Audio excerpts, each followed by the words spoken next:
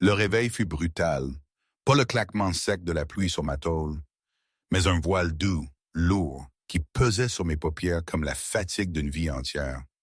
J'ai ouvert les yeux et tout était blanc. Un plafond immaculé que je n'avais jamais vu, pas même dans mes rêves les plus fous. L'odeur piquante du désinfectant m'a agressé, étrangère à l'humidité et à la pourriture sous le pont de la Garonne que j'appelais chez moi. Mon corps, habituellement une masse d'os et de douleurs familières, était étrangement léger, presque flottant. Mais cette légèreté était trompeuse. Elle dissimulait une faiblesse profonde, une fièvre sournoise qui brûlait mes poumons à chaque inspiration laborieuse. J'étais allongé dans un lit, un vrai lit, avec des draps propres qui me semblaient impossibles. Des machines bipaient doucement quelque part. Ma gorge était sèche, chaque tentative de déglutition une épreuve. Où étais-je? Comment j'étais arrivé là? Tout était un flou cotonneux, comme si mon cerveau luttait pour recoller des fragments épars. Je me suis souvenu de la pluie, oh oui, la pluie torrentielle qui martelait le pont de la Garonne, et le regard de Julien Lefebvre, ce regard qui promettait bien pire que les coups. Flashback. Sous le pont de la Garonne. Il y a combien de temps? 2 semaines? 3? Franchement, les jours se mélangeaient dans le froid et la faim. J'étais recroquevillé sous le pont de la Garonne, là où la rouille et les cris du vent étaient mes seules compagnies. Le rayon de la torche de Julien, tranchant comme une lame, avait transpercé la nuit mouillée, me trouvant là, tassé sous mon abri de carton. Mes côtes se dessinaient sous mon t-shirt trempé, chaque os saillant, à peine 50 kilos si l'on comptait l'eau qui me pesait. Je te l'ai dit hier, la clocharde. Sa voix dégoulinait de mépris, tandis qu'il frappait du pied mon misérable refuge, dispersant mes quelques possessions. T'es toujours là. C'est du vagabondage, et c'est mon problème. Je m'étais relevé, une quinte de tout rauque secouant ma poitrine. La pneumonie, cette compagne fidèle des sans-abri, rongeait mes poumons depuis des semaines. « Je pars », avais-je murmuré, ma voix brisée. « Tu pars? Tu es de la saleté. » Il m'avait interrompu, écrasant d'une botte le sac de canettes en aluminium que j'avais mis 3 jours à ramasser. 3 jours à errer dans les ruelles humides du quartier de Saint-Pierre à Bordeaux, à fouiller les poubelles, à encaisser les regards dédaigneux. 47 canettes, 70 centimes pièce, juste assez pour un repas chaud et un appel à Sophie. Maintenant, tout était métal tordu sous les bottes d'un homme censé représenter la loi. Tu sais, ce qui arrive à la saleté, on la jette. Ses yeux avaient rampé sur mon corps d'une manière qui me donnait envie de m'arracher la peau. Ou peut-être que la saleté peut payer sa dette autrement. Je connaissais ce regard. Je l'avais vu dans les yeux de Marcel Bernard, mon beau-père, quand ma mère n'était plus là pour me protéger. Je savais ce que cela signifiait. J'étais de la chair, juste un corps que personne ne protégeait. J'ai frémi. Ce que Julien ignorait, ce qu'il ne pouvait pas voir à travers les trombes d'eau martelant le pont au-dessus de nous, c'est qu'exactement 47 secondes plus tard, une Bentley noire allait faire de l'aquaplaning sur l'autoroute. Et la femme affamée et brisée qu'il dégradait allait faire un choix qui allait ébranler tout le monde qu'il ne connaissait même pas. Il a craché sur mes affaires éparpillées et s'est détourné, son rire moqueur résonnant sous le pont comme le cri d'un corbeau dans la nuit. La torche s'est éteinte. L'obscurité m'a englouti une fois de plus. Je suis resté là, tremblante, attendant que le bruit de ses pas se perde complètement dans le hurlement de la pluie. Puis mes genoux ont cédé. Mes doigts ont touché quelque chose de froid, et j'ai eu le cœur au bord des lèvres quand j'ai réalisé que l'alliance en argent de ma mère était toujours là, enfouie dans la boue. Je l'ai sortie, l'ai essuyée avec ma manche mouillée,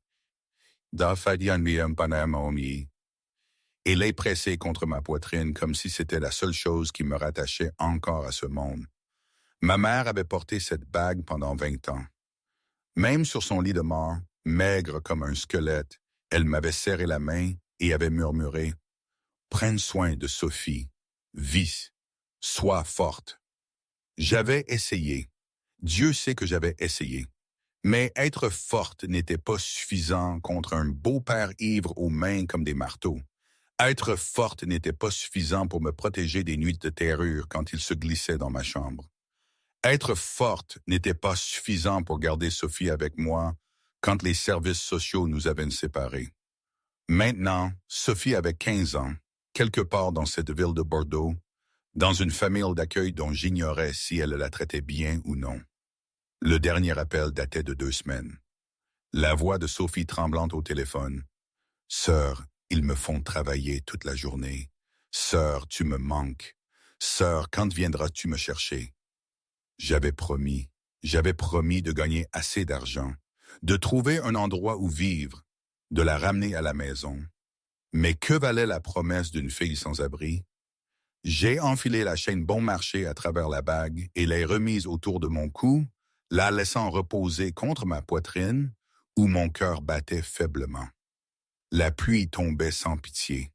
Le premier son que j'ai entendu n'était pas le tonnerre. C'était plus aigu, plus désespéré. Des pneus qui crissent sur l'asphalte mouillé, comme un cri de mort.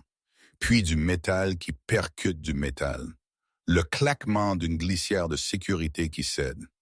J'ai levé les yeux, grands ouverts dans l'obscurité. Sur le pont routier au-dessus, une voiture a traversé la barrière comme si c'était du papier. Une Bentley noire s'est envolée dans le vide, ses phares toujours allumés, projetant 2 faisceaux tourbillonnants et frénétiques à travers la pluie, comme les yeux d'une bête tombant dans un abîme. Le temps s'est ralenti. J'ai vu chaque goutte de pluie suspendue autour de la voiture. J'ai vu le nez s'incliner vers le bas, vers l'impact inévitable. J'ai vu une grande silhouette immobile à l'intérieur. Puis la voiture a plongé dans la Garonne.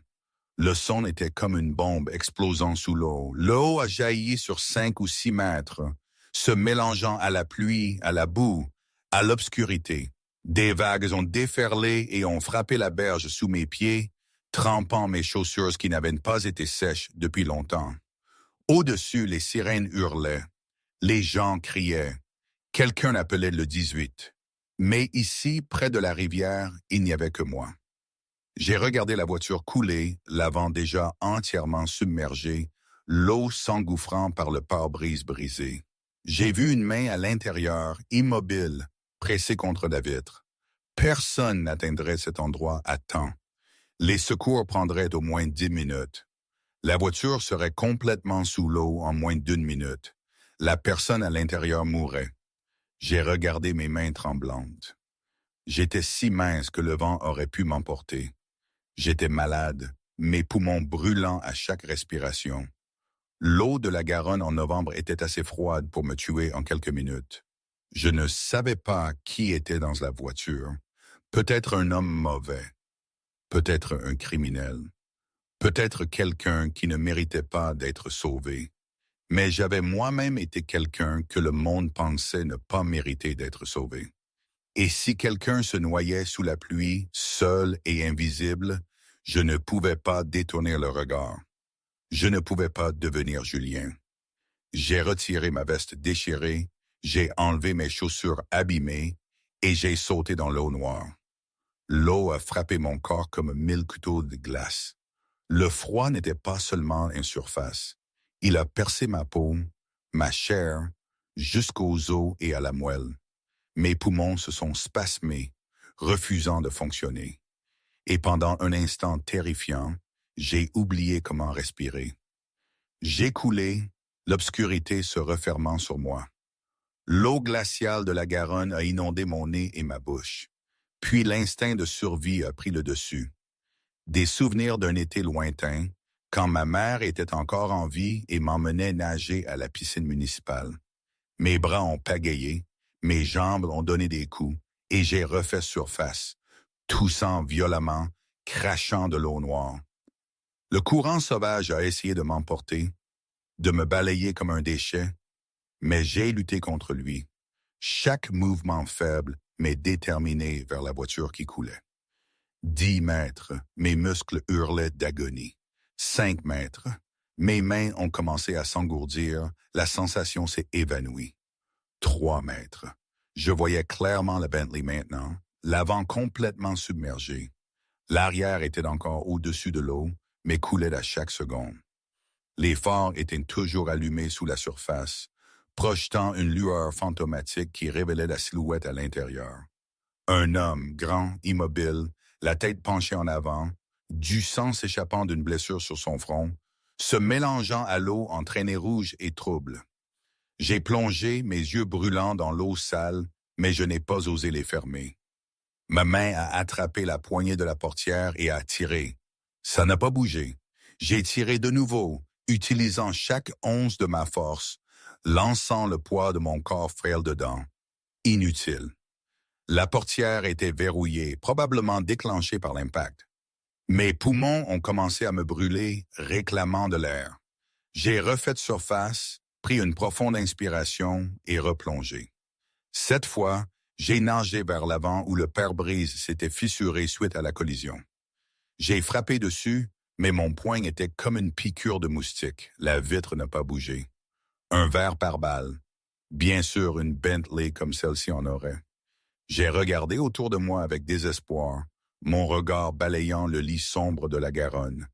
Une dalle de béton, peut-être une partie d'un vieux pont effondré.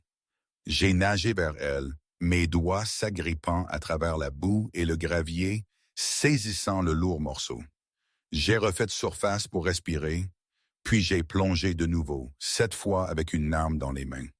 Le premier coup m'a envoyé un choc de douleur sourde dans le bras, mais seule une petite fissure est apparue. Le deuxième coup a transformé la fissure en toile d'araignée. Le troisième, j'y ai mis tout. Chaque douleur que j'avais endurée. Chaque nuit où j'avais pleuré seul sous le pont. Chaque fois que j'avais été battu, humilié, traité comme de la saleté. Le verre a volé en éclats. L'eau s'est engouffrée dans la voiture, égalisant la pression. J'ai laissé tomber le béton, me suis glissé à travers le cadre brisé. Le verre a lacéré mes bras et mes épaules, mais je ne sentais rien d'autre que le froid engourdissant. L'homme était encore plus grand de près, des épaules larges, une poitrine épaisse, des muscles puissants, même inconscients. Il portait un costume noir coûteux. La montre à son poignet valait probablement plus que tout ce que j'avais jamais possédé. J'ai cherché le loquet de la ceinture de sécurité, mes doigts gelés cherchant maladroitement jusqu'à ce que j'appuie enfin sur le bouton de libération. J'ai passé mes bras sous les siens et j'ai tiré. 95 kilos. Je n'en pesais que 50. La physique disait que c'était impossible, mais j'avais cessé de croire en la physique il y a longtemps.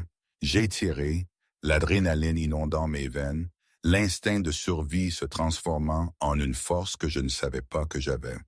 Petit à petit, je l'ai traîné hors de la fenêtre brisée vers la surface. Nous avons éclaté à l'air libre. Je haletais, je toussais, je m'évanouissais presque.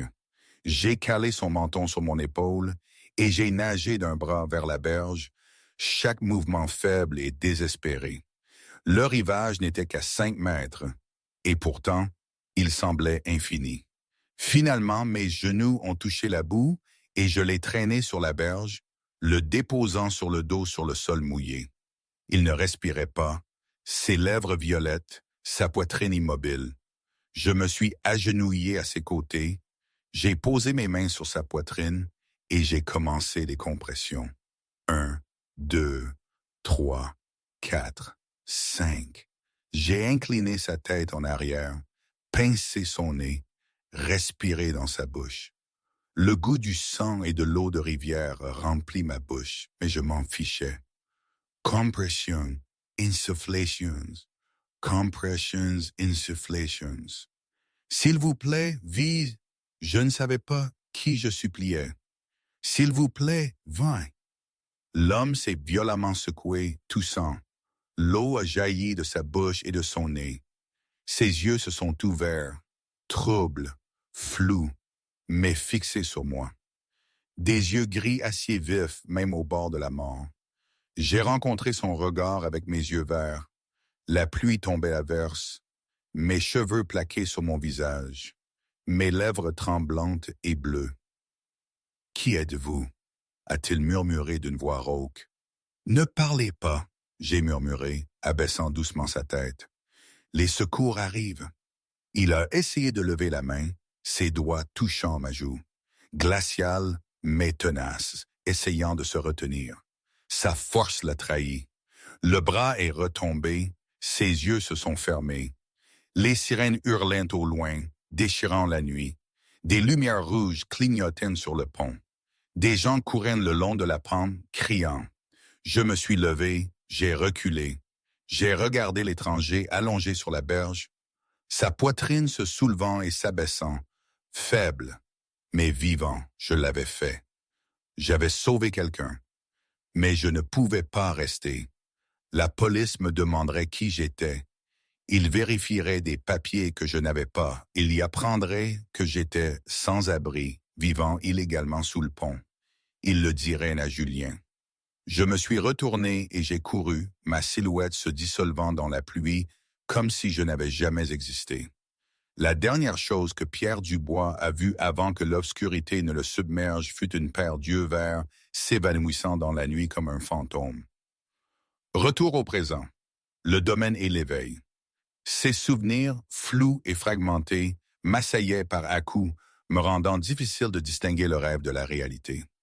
J'étais ici, dans ce lit moelleux. Mais pourquoi? La fièvre dans mes poumons persistait, bien que moins violente. Le docteur Maxime, un homme au visage grave mais aux mains douces, venait souvent vérifier mes constantes. Il parlait à voix basse, comme si le simple son pouvait me briser. « Vous êtes en sécurité, Marie », me disait-il. Il connaissait mon nom, c'était étrange. Je tentais de m'échapper, 1, 2, 3 fois. Chaque fois, c'était un échec piteux, mes jambes ne répondant pas. Une fois, j'ai même réussi à atteindre la fenêtre, le corps tremblant, les côtes brisées grinçant l'une contre l'autre. Je voulais fuir, retrouver Sophie, ou mourir sous mon pont, peu importe, mais pas rester l'homme pris au piège de cette étrange bienveillance. C'était trop parfait, trop irréel. Mon intermède personnel, une pensée rapide. Attendez une seconde. Ici, je dois m'arrêter. Tout ça, ma survie, cette situation avec cet homme, c'était absurde. Je veux dire, réfléchissez. Une gamine de la rue, malade, mourante, qui plonge dans une rivière glaciale pour sauver quelqu'un. Et ce quelqu'un se trouve être Pierre Dubois, le loup noir, un nom qui faisait trembler toute la pègre de la région. Dans ma tête, ça ne tenait pas debout. C'était comme un de ces feuillessons à l'eau de rose que Sophie regardait en cachette. Sauf que c'était ma vie.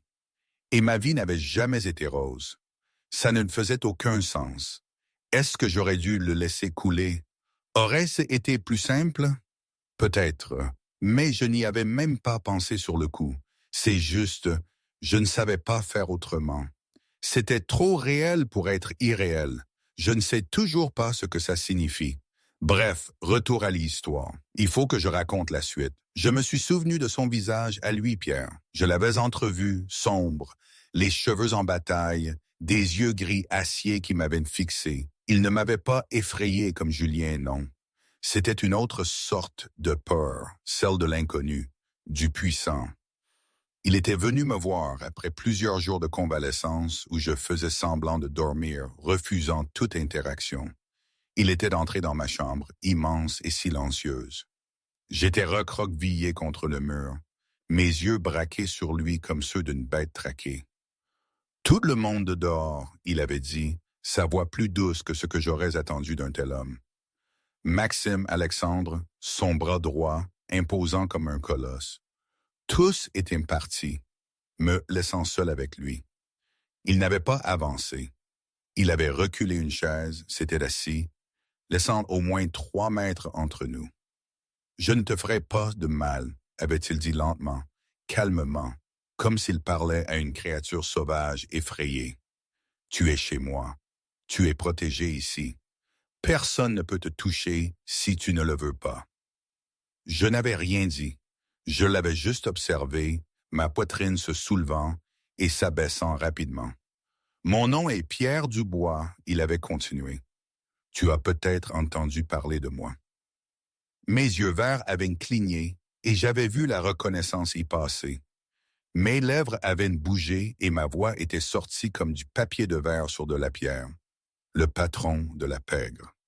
Oui, Pierre n'avait pas nié, ne s'était pas excusé. Il était ce qu'il était. Je contrôle la plupart des affaires de la pègre dans l'Est. On m'appelle le loup noir, et il y a 3 semaines, je me serais noyé dans la Garonne si quelqu'un ne m'avait pas sauvé. Il avait incliné la tête, me regardant droit dans les yeux. Quelqu'un aux yeux verts, quelqu'un de mince et faible qui a sorti 95 kilos d'une voiture qui coulait. Quelqu'un qui a disparu sous la pluie avant que je puisse la remercier. J'avais dégluti avec difficulté. Je ne savais pas qui vous étiez, j'avais murmuré. Je ne savais pas que vous étiez la pègre. J'ai juste vu quelqu'un se noyer. Je sais, Pierre avait hoché la tête. Et c'est que je ne comprends pas. Tu ne savais pas qui j'étais. Tu ne savais pas ce que te sauver pourrait t'apporter. Tu étais malade, faible, vivant sous un pont, avec rien d'autre que quelques canettes en aluminium. Et pourtant, tu as sauté dans l'eau glaciale pour sauver un étranger. Pourquoi? J'étais restée silencieuse un long moment, les yeux baissés. Puis j'avais levé les yeux, et en eux, Pierre avait vu quelque chose qui lui avait coupé le souffle. La simplicité, la pureté, une bonté qu'il pensait éteinte de ce monde. Parce que vous étiez en train de mourir, j'avais dit doucement, et personne ne mérite de mourir seul sous une pluie froide. Je me fichais de qui vous étiez ou de ce que vous faisiez. À ce moment-là, vous étiez juste quelqu'un sur le point de mourir, et j'étais vivante, je pouvais faire quelque chose, alors je l'ai fait. Pierre m'avait fixé et pour la première fois de sa vie, il ne savait pas quoi dire. Il avait rencontré des milliers de personnes, ennemis, alliés, rois, esclaves. Tous voulaient quelque chose de lui. De l'argent, du pouvoir, de la protection, la vie. Personne ne lui avait jamais rien donné sans rien exiger en retour. Personne, jusqu'à moi. Tu aurais pu mourir, il avait dit, sa voix légèrement hésitante. L'eau de la Garonne en novembre tue en quelques minutes. Tu étais malade, faible. Tu n'avais aucune chance si quelque chose se passait mal. J'avais haussé les épaules, le petit mouvement me faisant grincer. J'y ai pensé. Mais si je ne faisais rien, vous mourriez à coup sûr. Si j'essayais, il y avait au moins 50% de chances que nous vivions tous les deux. J'ai choisi 50%. Pierre s'était levé mais ne s'était pas approché. Il était allé à la fenêtre, fixant l'extérieur, essayant de cacher la tempête qui le déchirait. « Que veux-tu » il avait demandé en me tournant le dos. « De l'argent, une maison, un emploi, n'importe quoi. Je te le donnerai. » « Je veux partir. » Ma voix était venue, tremblante mais ferme. « Je ne veux rien de vous. Je veux juste m'en aller. » Pierre s'était retourné, me regardant avec une expression qu'il n'avait jamais utilisée envers personne. De la douleur, de la confusion et quelque chose de plus profond, de plus dangereux. « Où iras-tu » il avait demandé. « Retourner sous le pont pour être harcelé par ce policier? Retourner dans la rue pour mourir de pneumonie en quelques semaines? Retourner chez ton beau-père pour être... Il s'était arrêté, sa mâchoire se crispant. J'avais relevé la tête brusquement, mes yeux verts grands ouverts. « Que savez-vous de mon beau-père » Pierre avait pris le dossier sur le bureau et l'avait posé sur le lit, à ma portée. J'avais regardé ça comme un serpent, puis j'avais tendu la main, tremblante, tournant les pages. À chaque page, mon visage devenait plus pâle. Marcel Bernard. Pierre avait lu froidement. 12 plaintes pour violence domestique. Aucune accusation. Épouse décédée d'un cancer, mais les rapports médicaux notent des contusions répétées sans rapport avec la maladie. Fil de l'épouse, 20 ans à la mort de la mère. Disparu 2 ans plus tard. Aucun signalement de disparition, aucune recherche. Comme si elle n'avait jamais existé. « Arrêtez » j'avais murmuré, les larmes coulant à flot. « S'il vous plaît, arrêtez. » Pierre s'était tu. Il m'avait regardé, les cicatrices visibles sous la blouse d'hôpital, la façon dont je m'étais recroquevillé alors que les souvenirs s'effondraient, et ses mains s'étaient serrées, tremblant d'une fureur qu'il n'avait jamais connue auparavant. 2 jours plus tard, la vidéo était mise en ligne. Louis, l'expert en informatique de Pierre, l'avait soigneusement éditée, retirant toutes les images qui auraient pu m'identifier, tout en gardant le visage de Julien, chaque mot ignoble qu'il avait prononcé, le moment où il avait déchiré mes vêtements et tenté l'impardonnable. La vidéo s'était répandue comme une traînée de poudre, des réseaux sociaux aux sites d'information, des petites blogueurs aux plus grandes chaînes de télévision nationale. Un policier frappe et tente de violer une femme sans abri sous un pont. Le titre était partout, suivi d'une vague d'indignation incontrôlable. Le commissariat avait tenu une conférence de presse d'urgence. Des visages pâles alors qu'ils tentaient de contenir les dégâts, mais les images étaient trop claires. Les preuves trop accablantes pour être niées. Julien Lefebvre avait été suspendu immédiatement, puis arrêté pour agression sexuelle, abus de pouvoir et une liste croissante de crimes supplémentaires sous enquête. Le badge qu'il portait depuis 12 ans lui avait été retiré, son arme confisquée, et il avait été menotté devant des dizaines de caméras. Mais ce n'était pas tout. Après que la vidéo soit devenue virale, d'autres victimes s'étaient manifestées. Une femme sans abri sous un autre pont avait dit que Julien l'avait harcelée pendant 2 ans, menaçant de l'arrêter si elle ne se conformait pas. Une jeune serveuse avait raconté qu'il l'avait un jour forcée dans une ruelle sombre et l'avait agressée, la prévenant qu'il ferait fermer le bar si elle le dénonçait. Un vieux sans-abri avait dit que Julien lui avait cassé le bras juste parce qu'il avait demandé à dormir une nuit de plus sous le pont. Chaque histoire, chaque voix tremblante, lourde de peur et de honte, avait frappé la ville comme des clous scellant le cercueil de Derek Warren. Il n'était pas une seule mauvaise pomme. C'était un monstre protégé par le système pendant 12 ans. Et maintenant, ce système était sous les projecteurs. Dans cette pièce luxueuse du domaine du bois, j'étais assise sur le lit, les yeux fixés sur la télévision qu'Alexandre avait apportée. Je regardais les nouvelles, Julien être emmené menotté, son visage se tordre de peur et de rage. Ses yeux paniquaient alors qu'il réalisait que sa vie était finie. Et j'ai pleuré. Des larmes coulaient sur mes joues, incontrôlables. Pas des larmes de douleur, pas des larmes de peur, mais des larmes de libération. Pendant des années, j'avais été battu, humilié, traité comme de la saleté, et personne ne s'en était soucié. Pendant des années, j'avais imploré de l'aide, et je n'avais reçu que le silence. Pendant des années, j'avais cru qu'il n'y avait pas de justice pour les gens comme moi, les sans-abri, les fantômes à la marge de la société. Mais maintenant, pour la première fois de ma vie, quelqu'un s'était levé pour moi. Quelqu'un m'avait vu être violé et n'avait pas détourné le regard. Quelqu'un avait agi, s'était battu et s'était assuré que mon agresseur paie le prix. Pierre Dubois, le seigneur de la pègre que la ville craignait, m'avait protégé. Je ne comprenais pas pourquoi. Je ne comprenais pas pourquoi un homme comme lui se soucierait d'une fille sans abri comme moi. J'avais sauvé sa vie, oui, mais il aurait pu me payer, me remercier et m'oublier. Personne ne l'avait forcé à faire plus. Personne ne l'avait forcé à détruire la carrière d'un policier pour une fille sans abri. Mais il l'avait fait. Il l'avait fait pour moi. La porte s'est ouverte et Pierre est entré. Il est resté là, me regardant pleurer devant la télévision et n'a rien dit. Il est juste allé au lit, s'est assis sur la chaise à côté et a attendu. Pourquoi? J'ai murmuré à travers mes larmes. Vous n'aviez pas à faire ça. Vous m'aviez déjà sauvé cette nuit-là. Pourquoi aller si loin? Pierre m'a regardé, ses yeux gris acier maintenant plus chauds, plus doux. Parce qu'il t'a fait du mal, il a dit simplement. Et personne n'est plus autorisé à te faire du mal. Personne.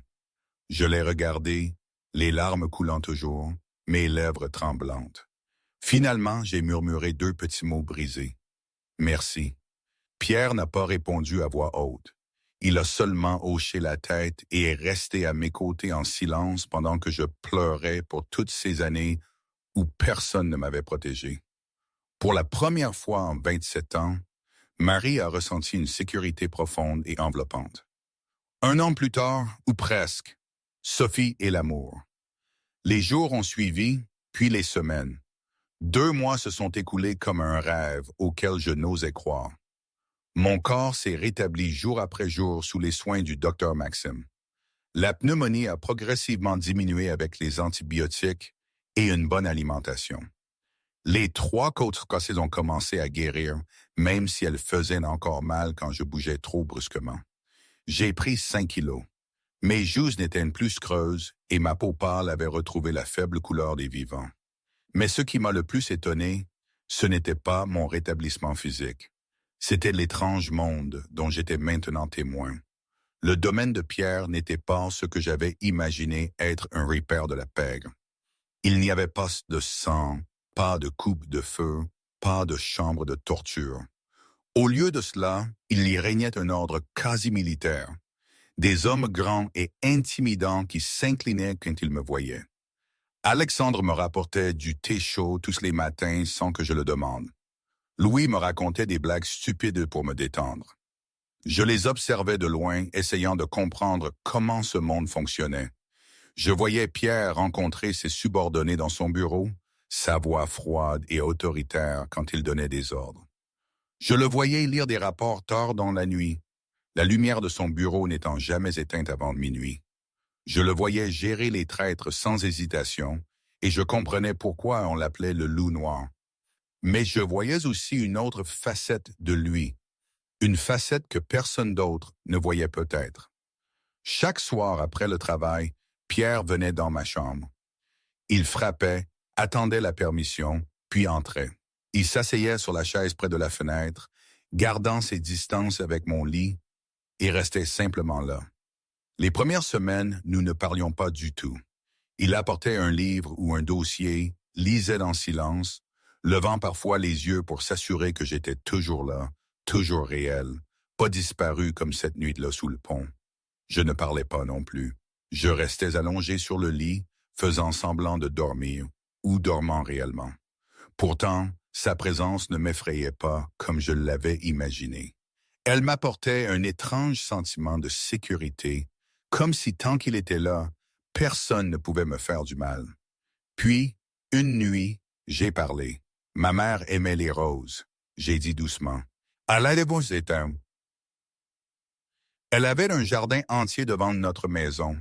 Chaque matin, elle se levait tôt pour les arroser et les tailler. Elle disait, les roses sont comme les gens. Elles ont besoin de soins appropriés pour s'épanouir. Pierre a levé les yeux de son livre, ses yeux gris attentifs, sans m'interrompre. C'était tout ce qu'il avait besoin de faire. Juste écouter. À partir de cette nuit-là, j'ai commencé à lui raconter des fragments de ma vie que j'avais enfouis pendant des années. J'ai parlé de ma mère, la femme douce qui m'aimait inconditionnellement, qui me protégeait de mon beau-père de son propre corps jusqu'à ce que le cancer l'emporte. J'ai parlé des nuits où ma mère me tenait, chantant de vieilles berceuses, promettant que tout irait bien, même si nous savions toutes les deux que ce n'était pas vrai. J'ai parlé de Sophie, ma petite sœur, née quand j'avais 12 ans, l'enfant aux mêmes yeux verts et au sourire qui pouvait faire fondre la glace. J'ai parlé de la promesse que j'avais faite au chevet de ma mère de protéger Sophie, de ne jamais la laisser souffrir comme moi. Et j'ai parlé de mon échec, de mon incapacité à tenir cette promesse, de Sophie placée en famille d'accueil tandis que je fuyais pour survivre. Elle a 15 ans maintenant, j'ai dit, ma voix étranglée.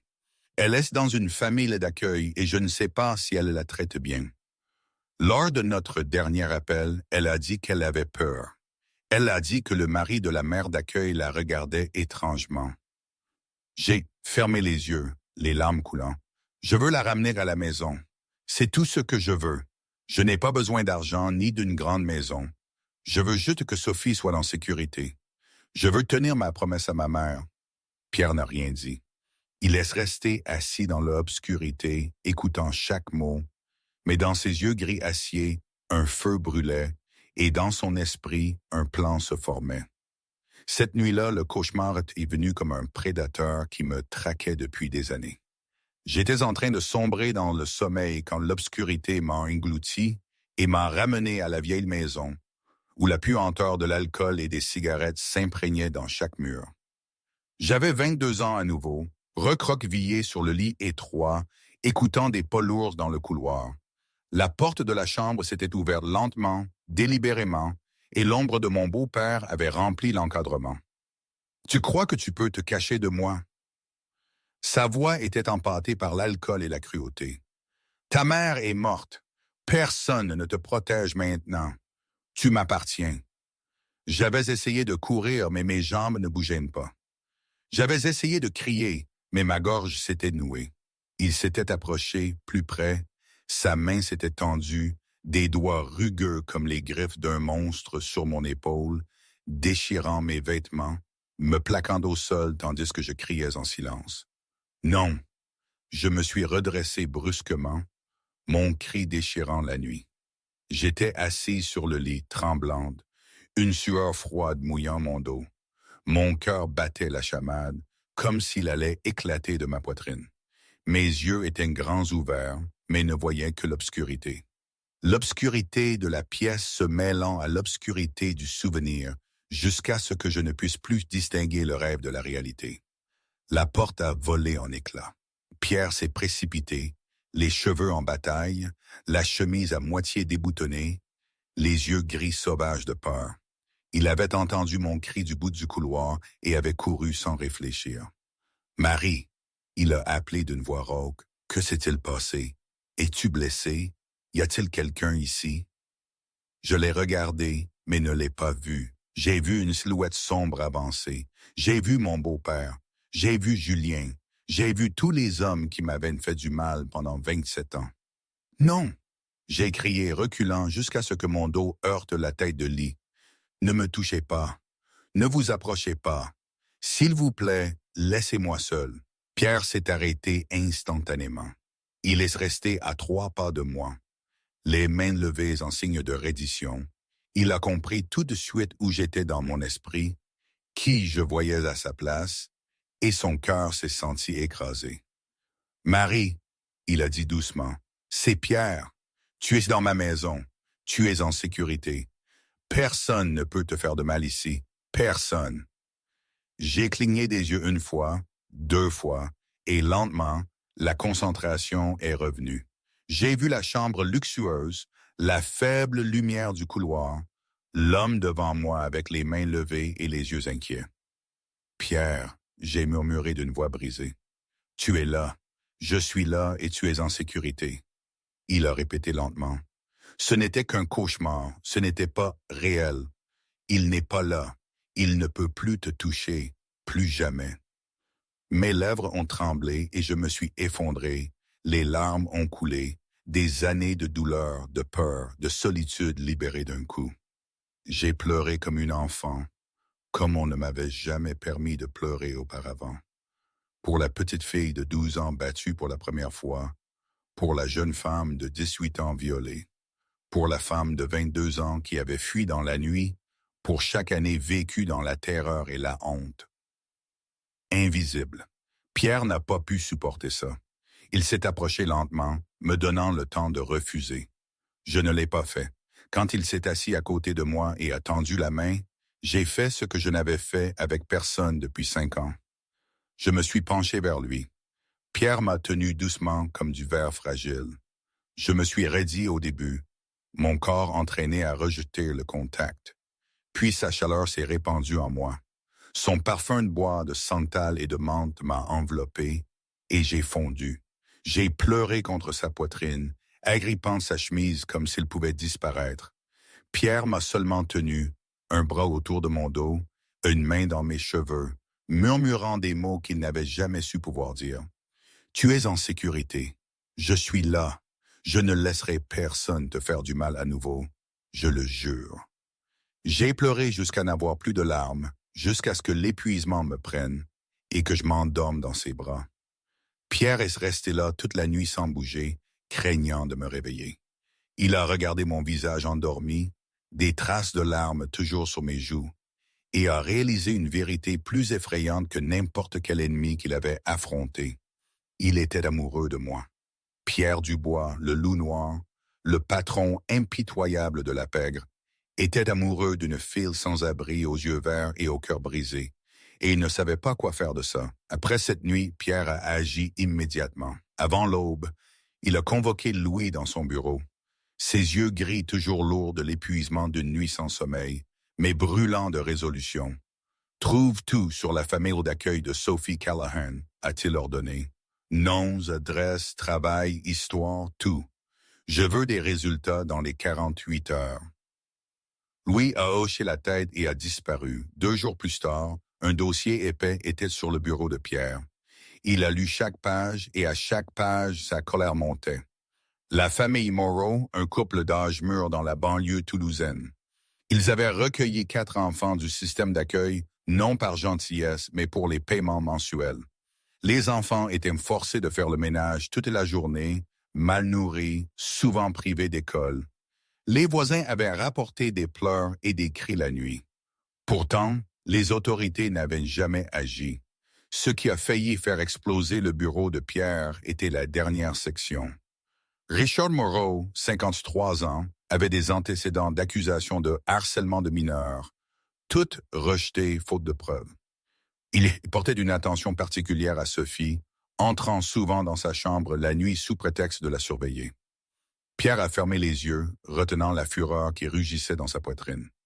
Il a pensé à moi, aux cicatrices sur mon corps, aux cauchemars qui m'avaient fait crier dans le noir. Il a pensé à Sophie, 15 ans, piégée dans le même enfer que sa sœur avait enduré. Non, il ne le permettrait pas. Le lendemain matin, Pierre est entré dans ma chambre juste après le petit déjeuner. Je l'ai regardé avec des yeux curieux, toujours timide après la nuit où j'avais pleuré dans ses bras.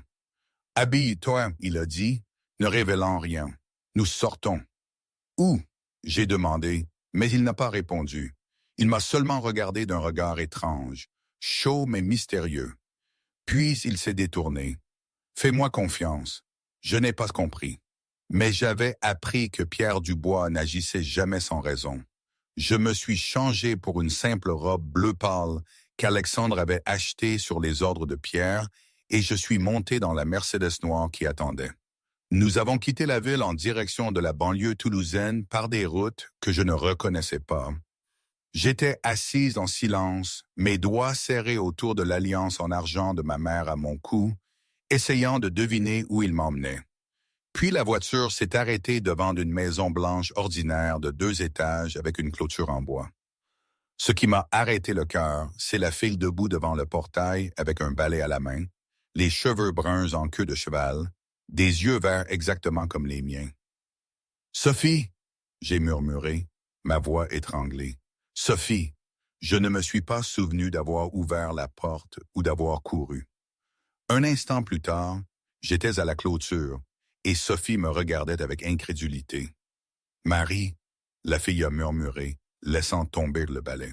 « C'est vraiment toi? »« C'est moi, Sophie !» j'ai crié, les larmes coulant. « Je suis là, je suis venu te chercher. » Sophie a couru en avant, le portail s'ouvrant en grand, se jetant dans les bras de sa sœur. Elles se sont agrippées l'une à l'autre dans la cour, sanglotant, leur souffle brisé et résonnant dans le calme matinal.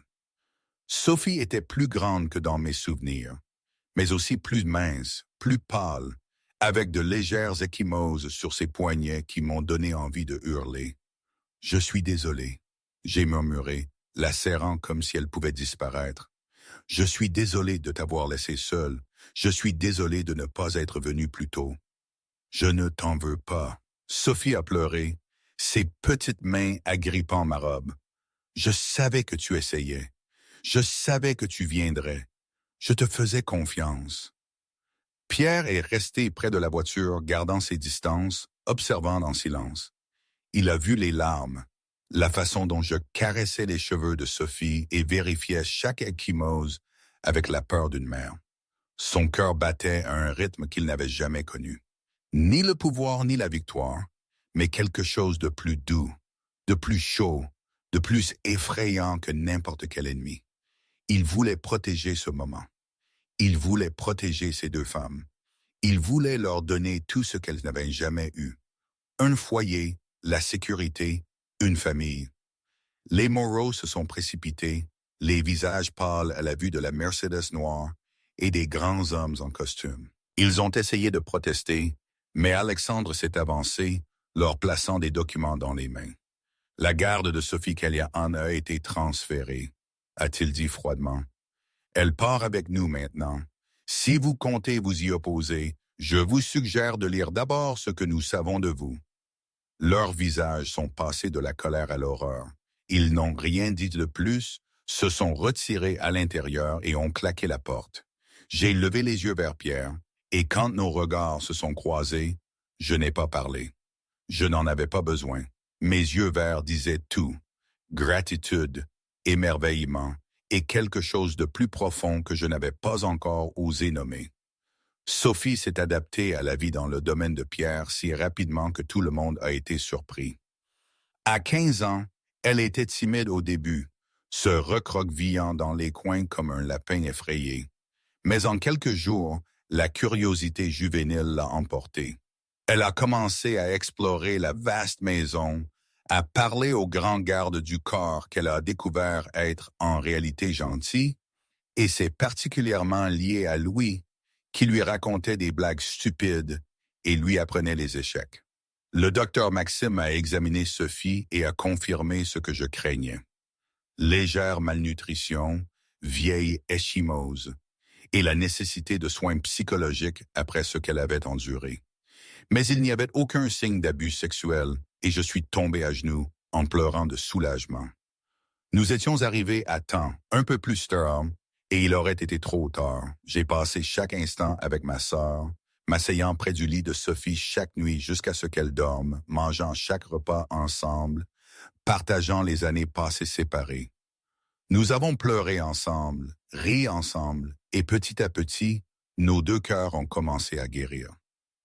Une semaine après l'arrivée de Sophie, je me suis retrouvé devant le bureau de Pierre près de minuit. J'ai essayé de dormir mais n'y suis pas parvenu. Mon esprit s'embrouillait avec des pensées que je ne savais pas exprimer. Je lui devais trop. Il m'avait sauvé de Julien, m'avait donné la sécurité pour guérir, m'avait ramené Sophie. Il avait fait tout cela sans rien demander en retour. Aucun mot ne suffisait. J'ai frappé et sa voix grave est venue de l'intérieur. Entrez. Pierre était assis derrière son bureau, la lumière de la lampe projetant des ombres sur son visage. Il a levé les yeux, surpris, puis inquiet. « Marie !» Il s'est levé immédiatement. « Y a-t-il un problème? Tu ne peux pas dormir?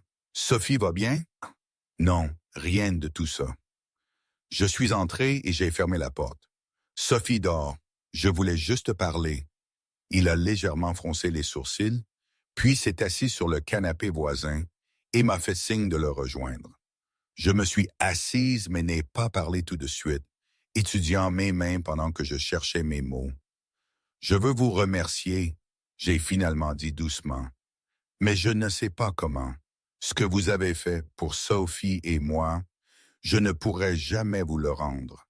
Pas dans cette vie. Tu n'as pas besoin de rembourser quoi que ce soit. » Pierre a dit doucement, un ton que seul moi avais jamais entendu. « Je ne l'ai pas fait pour te mettre à ma merci. »« Alors pourquoi l'avez-vous fait? » J'ai levé les yeux, rencontrant son regard. « Vous pouvez avoir tout ce que vous voulez dans ce monde. Vous êtes riche, puissant. Tout le monde vous craint. Pourquoi vous soucier d'une fille sans abri comme moi? Pourquoi m'aider autant? » Pierre est resté silencieux un long moment, ses yeux gris fixés sur les miens. Puis il a dit doucement, fermement, « Parce que tu as été la première personne qui m'a vu, non pas comme le loup noir, non pas comme un patron de la pègre, mais comme un homme qui se noyait et qui avait besoin d'être sauvé. Tu as sauté dans l'eau glaciale pour un étranger et n'as rien demandé en retour. Tu m'as montré qu'il y a encore une vraie bonté dans ce monde, incalculable et pure. » Il a dégluti, comme si les mots suivants étaient plus difficiles que n'importe quel ordre qu'il ait jamais donné. « Et parce que je t'aime, Marie, je ne sais pas quand ça a commencé. Peut-être quand j'ai vu tes yeux sous cette pluie. Peut-être quand je t'ai entendu parler de ta mère et de Sophie, peut-être quand tu as pleuré dans mes bras, et que pour la première fois, j'ai voulu protéger quelqu'un plus que moi-même. Je t'aime et je ne sais pas quoi faire de ça parce que je n'ai jamais aimé personne avant. Je l'ai regardé, des larmes sur mes joues et un sourire tremblant sur mes lèvres. Puis j'ai fait ce que je n'aurais jamais cru oser. Je me suis penché et je l'ai embrassé, doucement, incertaine. Pierre s'est figé. 18 ans de contrôle brisé. Puis l'instinct a pris le dessus. Il m'a soulevé le menton et m'a embrassé en retour, plus profondément, plus chaudement, plein de promesses inexprimées. Quand nous nous sommes séparés, tous deux haletants, nos fronts se touchant, ses yeux gris croisés aux miens, verts. Je vous aime aussi, j'ai murmuré. Je ne savais pas jusqu'à maintenant, mais je vous aime, Pierre Dubois. Et cette nuit-là, dans le bureau du plus puissant patron de la pègre du sud de la France, leur amour a véritablement commencé. Le prix de l'amour. Les rumeurs se sont répandues dans la pègre comme un feu dans les champs secs. Pierre Dubois, le loup noir, le roi sans cœur, avait une femme. Non pas n'importe quelle femme, mais la fille qui lui avait sauvé la vie la nuit de l'accident, le fantôme de la rivière que la ville avait cherché pendant des semaines. Il l'avait amenée dans son domaine, lui avait donné une chambre privée et récemment avait même amené une autre fille, sa sœur. Viktor Volkov, le chef de la mafia russe qui avait combattu l'Empire de Pierre pendant 10 ans, avait ri à gorge déployée en l'apprenant. Enfin, il avait murmuré à son garde du corps avec un fort accent d'Europe de l'Est. Le loup noir a une faiblesse. Volkov avait 50 ans. Des cheveux argentés coupés courts, le visage balafré par les guerres de rue à Moscou avant qu'il n'arrive en France. Il avait essayé de faire tomber Pierre de nombreuses fois et avait échoué parce que le loup noir n'avait rien à perdre. Pas de famille, pas d'amende, pas de faiblesse. Mais maintenant, c'était différent. Maintenant, Pierre avait 2 femmes qu'il ferait tout pour protéger. Volkov a planifié pendant 2 semaines, étudiant l'emploi du temps de Pierre, apprenant la sécurité du domaine, corrompant des initiés pour obtenir des informations. Finalement, il a choisi le moment parfait. Cette nuit-là, Pierre devait rencontrer un partenaire vital de l'autre côté de la ville, une réunion qui ne pouvait être reportée.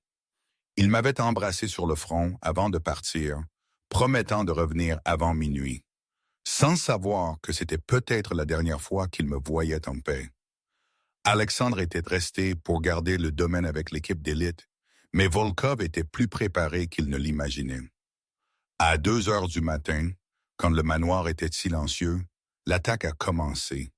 Ils ont coupé l'électricité, désactivant les caméras et les alarmes. Puis, ils ont frappé de 4 directions, près de 30 hommes lourdement armés, le triple du nombre de gardes. Les coups de feu ont déchiré la nuit. Alexandre s'est battu comme une bête sauvage, abattant 5 ou 6 assaillants avant qu'une balle ne lui traverse l'épaule, puis une autre dans la jambe. Il est tombé, le sang se répandant sur le marbre, criant toujours « Courez, protégez-la !» Mais c'était trop tard. 2 hommes masqués ont enfoncé ma porte, me tirant du lit alors que je criais et me battais. Sophie a couru de la pièce voisine, criant le nom de sa sœur. Et un autre homme l'a saisi, lui a bâillonné la bouche et l'a jeté sur son épaule comme un sac. J'ai mordu, griffé, frappé, luttant de toutes les forces de mon petit corps. Mais je ne pouvais pas s'égaler des hommes entraînés. Un coup à l'estomac m'a plié en 2, me coupant le souffle. Ils m'ont passé une cagoule noire sur la tête, m'ont lié les mains et m'ont traîné. La dernière chose que j'ai entendue avant d'être jeté dans une camionnette était le rire d'un étranger et une voix avec un accent russe disant « Envoyez la vidéo à Dubois, qui sache qui détient son trésor. » À 20 mètres de là, le téléphone de Pierre a vibré pendant la réunion. Il l'a presque ignoré, puis a vu un message d'un numéro inconnu avec une vidéo. Il l'a ouverte et son monde s'est effondré. Dans la vidéo, j'étais attaché à une chaise, le visage contusionné, du sang sur ma lèvre. Sophie était assise à côté de moi, tremblante, les larmes coulant. La voix de Volkov a suivi, froide de triomphe. Dubois, ça fait longtemps. Comme tu vois, j'ai ce que tu aimes. Si tu veux récupérer ton jouet, viens au vieil entrepôt des quais de Bordeaux, seul. Pas d'armes. Si je vois quelqu'un d'autre, je t'enverrai leurs doigts un par un, en commençant par la fille. Pierre est resté là, fixant l'écran, alors que tout en lui se brisait. Ses yeux gris acier brûlaient d'une rage et d'une terreur qu'il n'avait jamais connue. Sa prise s'est resserrée jusqu'à ce que le téléphone craque. Louis se tenait à ses côtés, pâle. « Monsieur, c'est un piège. Vous ne pouvez pas y aller seul. » Pierre s'est levé et tout le monde a reculé devant le regard dans ses yeux. Ce n'était pas un patron de la pègre. C'était une bête prête à déchirer quiconque touchait sa famille. « Mobilisez tout le monde, » a-t-il dit, sa voix glaçant l'air. « Chaque homme, chaque arme, chaque ressource que nous avons. Je me fiche que ce soit un piège. » Il a rencontré le regard de Louis, une promesse de violence illimitée. « Volkov veut la guerre. Je lui donnerai la guerre. Et je brûlerai tout ce qu'il a jusqu'à ce qu'il s'agenouille et me supplie. » Le convoi noir a traversé la ville comme une tempête de mort. 15 SUV, plus de 60 hommes armés. Tout ce que l'Empire du Bois possédait a été mobilisé en moins d'une heure. Pierre était assis dans le véhicule de tête, les yeux fixés sur l'écran de son téléphone, rejouant la vidéo de Volkov encore et encore. Chaque fois qu'il voyait des contusions sur mon visage, chaque fois qu'il entendait Sophie pleurer, le feu en lui brûlait plus fort. Louis était assis à ses quais, vérifiant son arme une dernière fois, la voix tendue par la tension. Selon les renseignements, Volkov a une quarantaine d'hommes à l'entrepôt. Il pense que vous viendrez seul, donc il ne s'est pas préparé à un assaut à grande échelle, mais il pourrait les avoir déplacés ailleurs. Il ne les a pas déplacés. Pierre a dit, sa voix froide comme l'acier. Il veut que je vienne. Il veut me voir m'agenouiller et supplier. C'est son genre de fierté. Il gardera Marie et Sophie là pour savourer sa victoire. Il s'est tourné vers Louis, ses yeux gris brûlants comme des charbons ardents. Il pense que l'amour me rend faible. Il ne comprend pas qu'aimer quelqu'un ne m'affaiblit pas. Ça me rend 10 000 fois plus dangereux. Le convoi s'est arrêté à 500 mètres de l'entrepôt. Pierre est descendu, vêtu de noir comme la nuit elle-même. 2 pistolets à ses côtés, un poignard caché dans sa manche. Il a regardé les hommes qu'il avait suivis à travers le feu pendant des années et n'a dit qu'une phrase. « Tuez-les tous, ne laissez personne en vie. » Ils se sont déplacés comme des fantômes. La première équipe a neutralisé silencieusement les gardes extérieurs. Les corps sont tombés sans un bruit. La deuxième équipe a coupé les communications, isolant complètement l'entrepôt. La troisième équipe a pris de la hauteur, les snipers prêts. Puis l'enfer a éclaté. Des coups de feu ont déchiré la nuit. Des cris, des vitres brisées, du métal s'écrasant sur du métal. Les hommes de Volkov ont été pris au dépourvu, s'attendant à une victime solitaire, et se sont retrouvés face à la fureur d'un empire.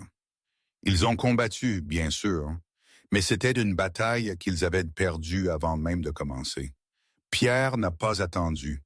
Il a chargé dans le feu avec la vitesse et la précision d'un homme qui tuait depuis l'âge de 18 ans. Un homme l'a bloqué. Un coup à la tête. 2 ont surgi de l'ombre. Il a pivoté et a tiré. 2 corps sont tombés.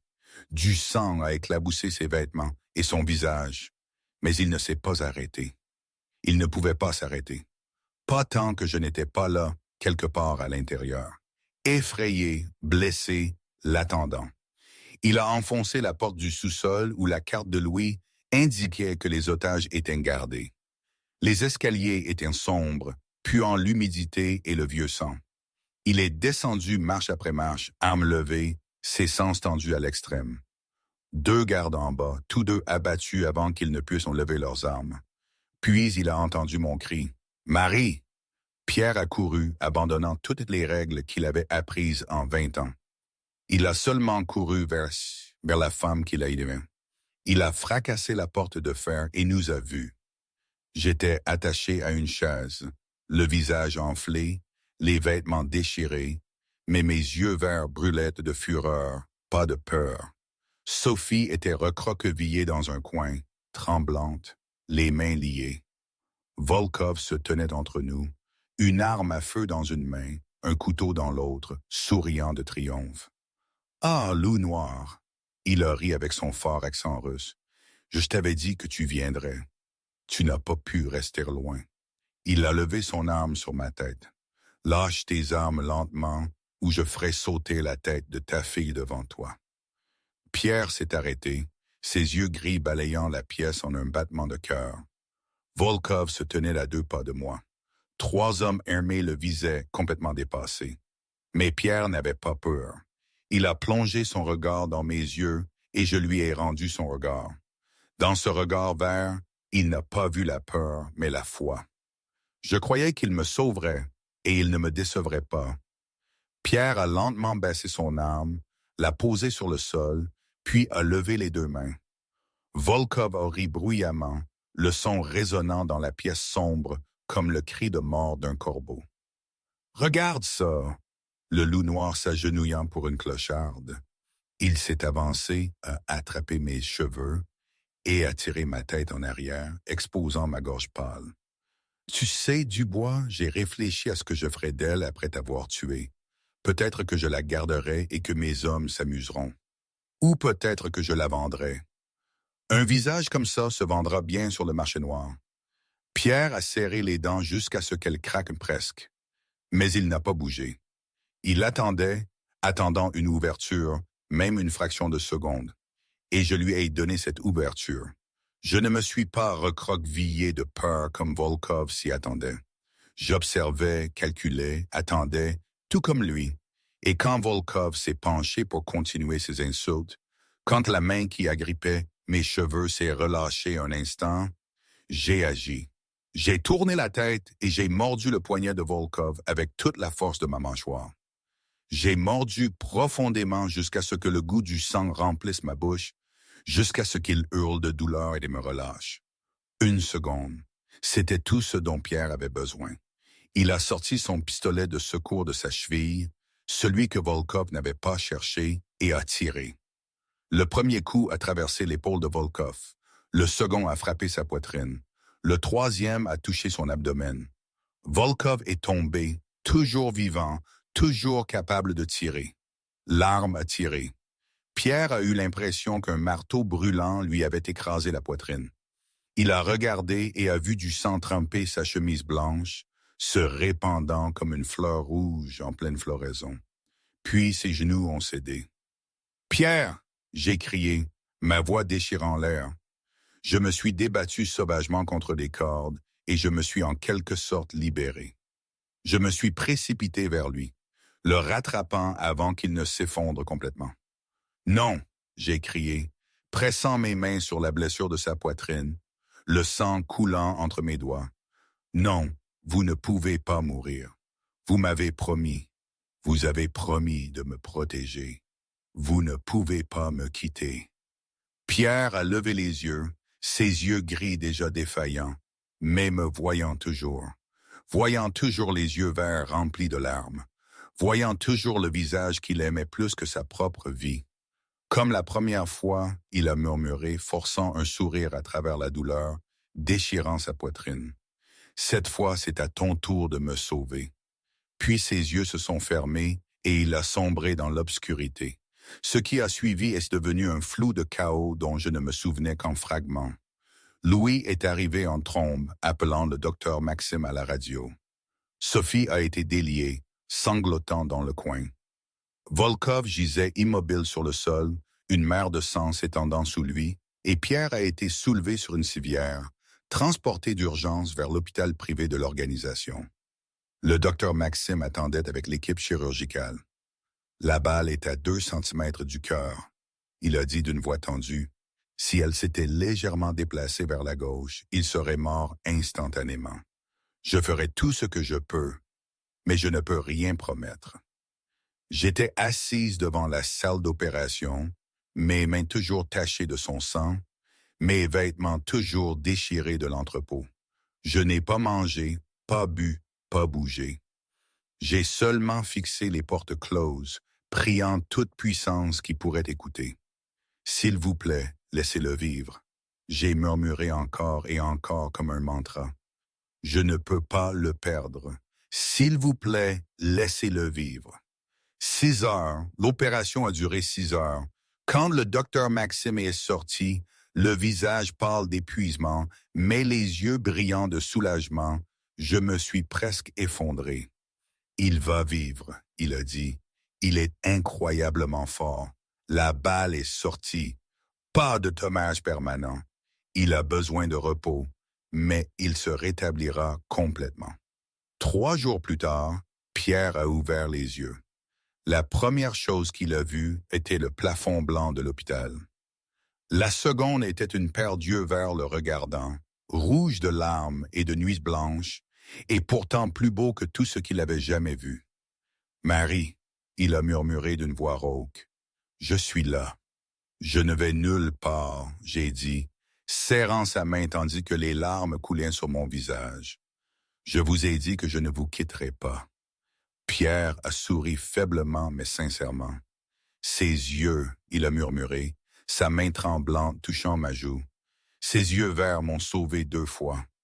La première fois dans la rivière gelée. Et maintenant, vous êtes mon ange, Marie. Vous êtes toute pour moi.